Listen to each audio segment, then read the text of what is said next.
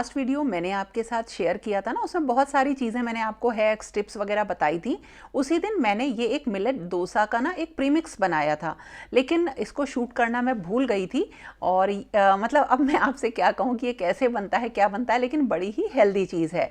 और कभी कभी कुछ ऐसी चीज़ हो जाती है जिसका थोड़ा सा आपको रंज रहता है कि अगर सही से कर लेते तो ठीक हो जाता। तो ये हमें ना कोशिश ये करनी चाहिए कि ये गिल्ट जो है थोड़ा कम से कम रहे। हालांकि ये बहुत बड़ी चीज़ थी मेरे लिए, क्योंकि मैं बहुत जल्दी जल्दी में आप लोगों के लिए बहुत यूज़फुल चीज़ें आजकल जो हैं शूट करने की कोशिश करती हूँ। खैर कोई नहीं, बिल्कुल जो बात पे आते हैं, हमारे सामने जो त्यौहार आते हैं, फेस्टिवल्स आते हैं, या कोई अच्छा दिन आता है ना, तो बाद में हमें बड़ा गिल्ट होता है कि अरे उस दिन ऐसा कर लेते, कुछ ये कर लेते। ये अक्सर मैंने देखा है। जैसे ये मैंने चीज़ देखी जब महाकुंभ में जो लोग नहीं जा पाए ना प्रयागराज, अक्सर मैंने लोगों से सुना है कि आपने अच्छा किया, आप चले गए, हम नहीं जा पाए। यानी कहीं ना कहीं कुछ ना कर पाने का जो एक टीस होती है वो मन में रह जाती है। तो अपनी डेली लाइफ में इस चीज़ को हम बिल्कुल ख़त्म तो नहीं कर सकते हैं, लेकिन हाँ मिनिमाइज़ कर सकते हैं। तो अब सबसे पहले चीज़ मुद्दे पे आते हैं। मुझे बनाना था डोसा, तो मैंने बनाया। एक्चुअली शानू को ना सेट डोसा बहुत पसंद है, उसे थोड़ा सा मोटा चीला जैसा वो डोसा खाता है। तो ये जो प्रीमिक्स मैंने बनाया था ना, इसे दोनों तरीके से मैंने बना के ट्राई किया। एक्चुअली मैंने मिलेट डोसा का ये पहली बार बनाया था इस तरह से प्रीमिक्स। तो इसे मैंने जब थोड़ा सा मोटा बनाया तब भी अच्छा लगा ये खाने में, और इसी के साथ जब मैंने बिल्कुल इसको डोसा स्टाइल में बनाया पतला, तो भी बहुत टेस्टी लगा। इसकी मतलब जब ये ख़त्म हो जाएगा तब इसकी रेसिपी आपके साथ शेयर कर दूंगी। और अब आते हैं आगे के कामों पे। जैसे अब आने वाला है नवरात्रि का त्यौहार, तो उसके लिए रोज थोड़ी थोड़ी सी तैयारी अब शुरू हो जाएगी। तो अपने डेली के कामों के साथ साथ उन्हीं कामों को भी करना रहता है जो हमारे सामने आ रहे होते हैं। अब जैसे त्यौहार आ रहा है तो हम उसे एक दिन में ही तो मेरे से तैयारी नहीं हो पाएगी, क्योंकि अगर फिर उसमें कुछ कमी रह गई तो मुझे लगेगा कि टाइम से करनी चाहिए थी। तो धीरे धीरे जैसा भी मेरे पास आता जा रहा है टाइम, मैं उसी के अकॉर्डिंग अपनी तैयारी कर रही हूँ आगे आने वाले एक बहुत बड़े फेस्टिवल की, यानी नवरात्रि की। अपने बालों में रेगुलर मैं इंडिगो और मेहंदी पाउडर लगाती हूँ। तो अब क्योंकि नवरात्रि आएगी ना, तो बड़ी प्रैक्टिकल सी चीज़ें, उन दिनों टाइम नहीं मिलेगा। तो आज जल्दी उठकर मैंने हेयर वॉश कर लिया था, क्योंकि अब मेहंदी और फिर उसके बाद इंडिगो लगाऊंगी। मौसम भी अच्छा है और साथ के साथ बहुत ढेर सारे काम भी निपटाऊंगी। और आज कुछ सामान तो ऐसा होता है जो मुझे मार्केट से लेके आना होता है, और कुछ ऐसा होता है जो मैं ऑनलाइन मंगाती हूँ।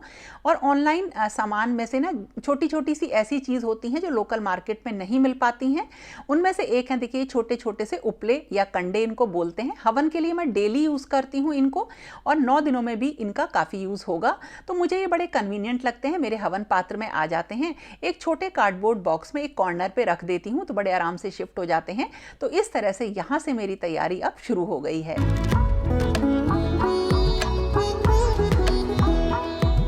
और ये है ठाकुर जी और राधा रानी को जो भोग लगते हैं, या और सारे जो श्री विग्रह हैं उनको भोग लगते हैं, उनके बर्तन।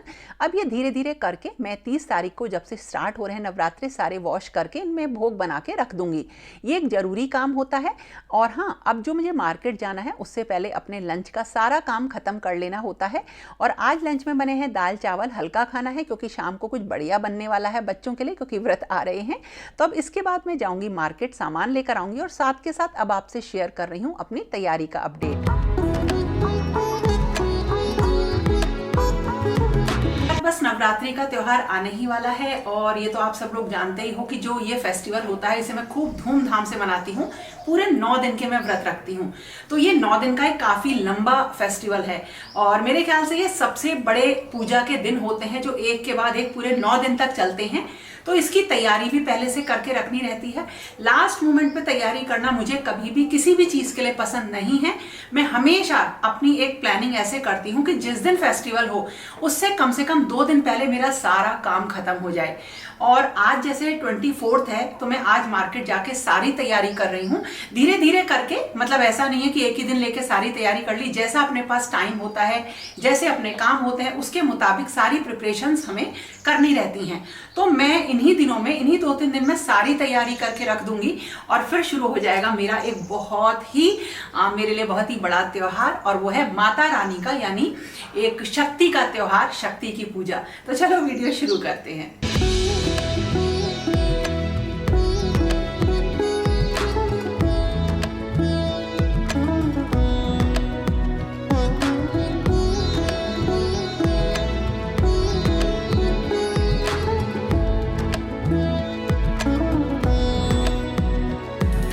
और इसी वीडियो को बनाने के बाद मैं गई थी मार्केट, और मतलब आज ही के दिन, और सामान लेकर आई थी। सारा शेयर करूंगी अभी आपसे इसी वीडियो में। और वहां पर मिली मुझे अपनी बहुत ही स्वीट सी सब्सक्राइबर फ्रेंड। मुझे आप लोगों से मिलकर रियली बहुत अच्छा लगता है, और मैं कोशिश करती हूँ आपकी बातें ना ज़रूर इंक्लूड करूँ। लेकिन जब ये बोल रही थी ना, तब इनकी आवाज़ अच्छे से रिकॉर्ड नहीं हो पाई, इसलिए मैं नहीं बता पाई।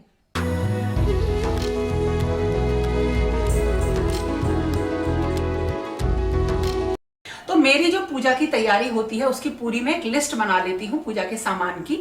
और उसमें सबसे बड़ी चीज जो देखने लायक है या ध्यान रखने वाली है वो ये है कि वो सामान बिल्कुल भी खराब ना हो। जैसे इलायची है, लौंग है, गुग्गल है, बहुत छोटी हल्दी है, हल्दी की गांठ है, तो ये सारी चीजों में कोई भी कीड़े ना लगे हों, बिल्कुल साफ हों, अच्छी क्वालिटी की हों, इस चीज का ध्यान रखना चाहिए। और अगर आपके पास, जैसे मैंने लास्ट व्रत रखे और उसमें पूजा का कोई सामान ऐसे बच गया, जैसे इलायची वगैरह बच गई, तो वो मेरी किचन के काम में यूज हो जाती हैं।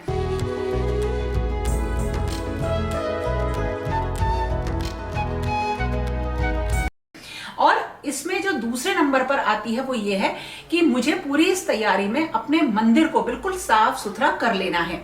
अब जैसे 4 दिन बाद नवरात्रे हैं, तो आप 2 दिन पहले, 3 दिन पहले, जब भी आपके पास समय मिले, हमें साफ सफाई का बहुत ज्यादा ध्यान रखना है। तो पूरा मंदिर साफ करना, श्री विग्रह जितने भी हैं उन सबका स्नान करके पोशाक बदलना, ये एक पार्ट और होता है।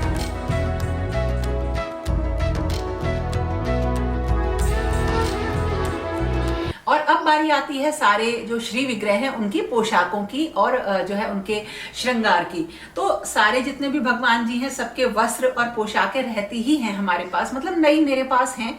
मैं जब होली पर गई थी तब भी मैं खरीद कर ले आई थी, तो मेरे पास वो है। बस जो माता रानी का लहंगा है वो ही बस मुझे तैयार करना है।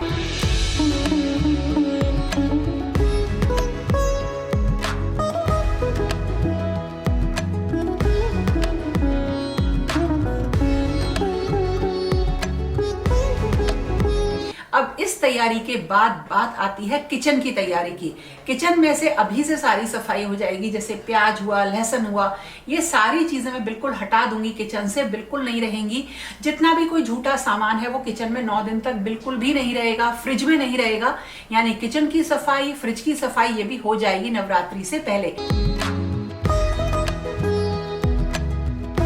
तो ये किचन की सफाई के साथ साथ एक बहुत बड़ी चीज और है कि मैं जो हूँ लड्डू गोपाल राधा रानी की सेवा भी मेरे पास रहती है। तो जैसे उनकी सेवा के लिए लड्डू, बेसन के लड्डू का, मठरी का, इन सब का मैं यूज करती हूँ। तो मैं इस चीज को बिल्कुल इंश्योर करती हूँ कि मेरे पास 9 दिन तक, मतलब क्योंकि थोड़ा सा समय अलग कामों में जाता है, माता रानी की सेवा आ जाती है, तो उस टाइम पे अगर भगवान के भोग खत्म हो जाते हैं तो मुझे उसे बनाना ना पड़े दोबारा। तो मैं उन भोगों की तैयारी पहले से ही कर देती हूँ। जैसे मठरी बना के रख देना, आज मैंने मठरियां बना दी हैं और शाम को मैं छोटे लड्डू बेसन के बना के रख दूंगी, क्योंकि ये 15 डेज के हिसाब से मैं बना के रखती हूँ, 15-20 दिन के हिसाब से। तो वो मैं बना के अभी पहले से ही रख दूंगी।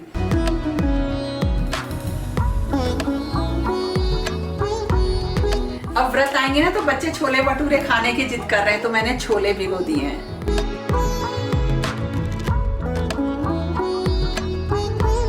और जो माता रानी का भोग होगा 9 दिन तक, वो बिल्कुल अलग लगता है, वो ये भोग नहीं होता है।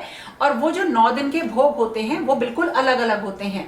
तो उनकी मैं पूरी एक लिस्ट निकाल लेती हूँ, और जो वो लिस्ट रहती है उसके हिसाब से जितने भी भोग हैं उन सबका पहले से ही रखना, मतलब इंश्योर करना कि वो मेरे पास रहें। और वो भोग डेली ताजे ही बनेंगे, उनके लिए सामान डेली आता रहेगा, कुछ पहले भी आ जाएगा, तो मैं उसकी भी लिस्ट बना लेती हूँ।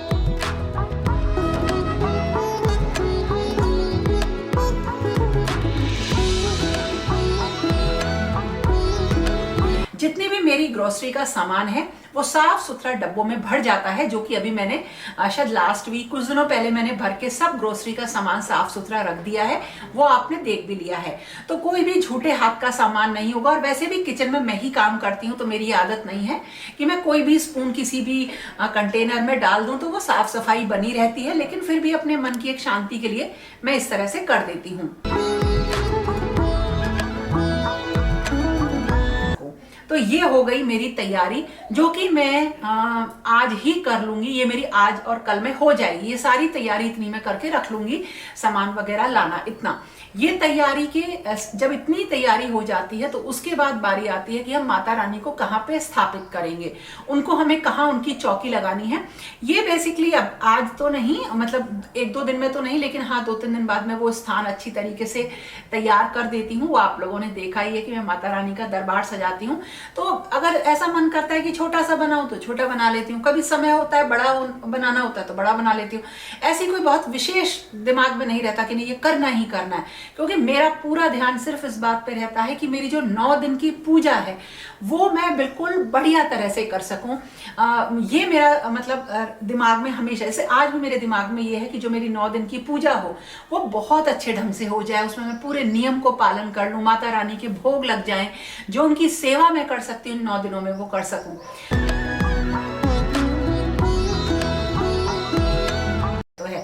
तो ये बहुत बड़ी चीजें हैं, इनमें हमें बहुत उत्साह से भाग लेना चाहिए, और इनके जो असर हैं वो अगर आप इन्हें रेगुलरली करते हो तो आपको अपने परिवार में दिखने भी लगते हैं। इसका जो अंतर आता है ना आपके व्यवहार में, आपकी पर्सनैलिटी में, घर में, माहौल में, वो धीरे धीरे चेंज होता जाता है। लोग शायद नहीं बदलते हैं, अगर आपको किसी से परेशानी हुई आप बदलते चले जाते हो, ये मैंने देखा है। जो मैं आज से 1 साल पहले थी आज मैं वो नहीं हूं, ऐसे ही जो मैं 2 साल पहले थी वो मैं पिछले साल नहीं रही। बड़े स्पैन ऑफ टाइम में देखूं, जो मैं आज से 4 साल पहले थी आज मैं वो नहीं हूं। मैंने अपने अंदर बहुत सारे चेंज किए, और ये जो चेंजेस हुए ये सिर्फ इसलिए हुए क्योंकि मेरे अंदर चेंज आ रहा था, मैं उसे महसूस कर रही थी कि मुझे ऐसा करना चाहिए। तो एक टाइम के बाद हम लोगों को चलाना नहीं सीखते हैं, ना मैंने कभी सीखा और ना मैं चाहती हूँ। एक्चुअली मैं अपने अंदर चेंज लाना चाहती हूँ ताकि मेरे बच्चे मुझे याद करें इस तरह से कि उनके पास एक बंडल ऑफ मेमोरी हो अपनी माँ के लिए, एक परिवार में आपका एक स्थान हो। इसलिए तो इनका महत्व केवल आपके अपने मतलब अपनी चीजों के सुधार के लिए नहीं होता, बल्कि आपके स्वयं के सुधार में भी होता है। अंतर आपको इसका जब आप रेगुलरली रोज करते चले जाएंगे ना तब पता चलेगा। आप जब इन चीजों के प्रति इंक्लाइन होने लगते हो तो आपको बहुत बड़ी बड़ी चीजें भी बहुत छोटी और गौण लगने लगती हैं। मेरे सामने कितनी भी बड़ी मुश्किल आती है, लेकिन एक ऐसा विश्वास पनप गया है कि अरे जो ठाकुर जी चाहेंगे हो ही जाएगा। ये केवल कहने की बात नहीं है, इसे एक फील करना और बोलना मतलब ये अलग है। मैं बोल इसलिए रही हूँ क्योंकि मेरे अंदर ये दृढ़ विश्वास पनप चुका है, क्योंकि मैं एक लंबे टाइम से इन चीजों में हूँ। छोटी छोटी बातें उसने ये कह दिया, उसने वो कह दिया, वो ये कर, ये अब इतनी बेवकूफी की लगने लगती है कि अरे ठीक है कह रहे हैं उन्हें कहने दो, वो इसी तरीके से रहेंगे और उनके अंदर कभी भी चेंज नहीं आएगा। जैसे आप लोग मुझे मेल करते हो, कमेंट में बताते हो कि माहौल खराब है, माहौल को सही करने की जिम्मेदारी आप मत उठाओ, आप जिम्मेदारी उठाओ अपने अंदर उस माहौल के अकॉर्डिंग बदलने की, ये जरूरी है।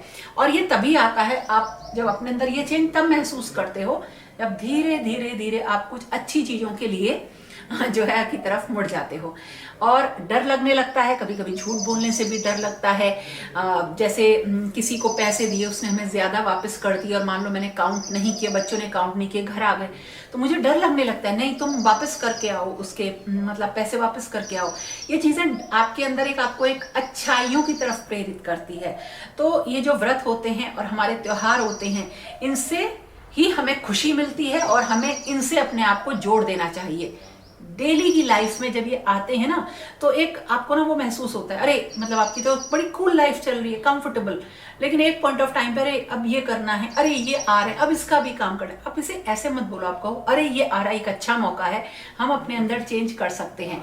मैं नौकरी करती थी, जॉब करती थी, मैंने तब भी ये सारे काम किए, बहुत बड़े नहीं किए तो छोटे किए, लेकिन उनका अंतर मुझे कुछ साल करने के बाद महसूस होने लगा। आज लगता है कि नहीं, मेरा मतलब मन नहीं करता कि मैं जो हूँ अच्छी पुस्तक ना पढूं, मेरा हमेशा मन करता है कि मैं कुछ नई चीज और पढूं।